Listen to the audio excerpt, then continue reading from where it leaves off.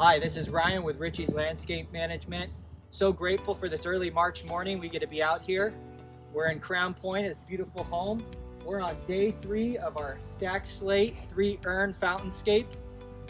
We've got our demo behind us. We've got our excavation behind us. We've got our liner and our fabric laid.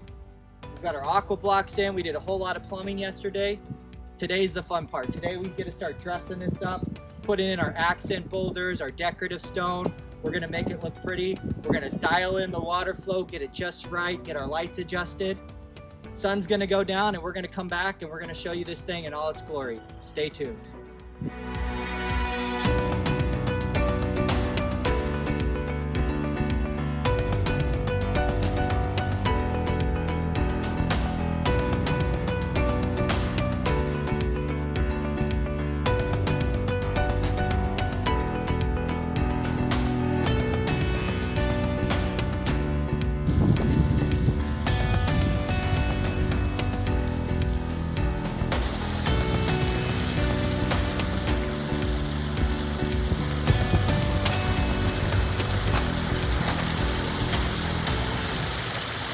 Hi, this is Ryan with Richie's Landscape. We're back.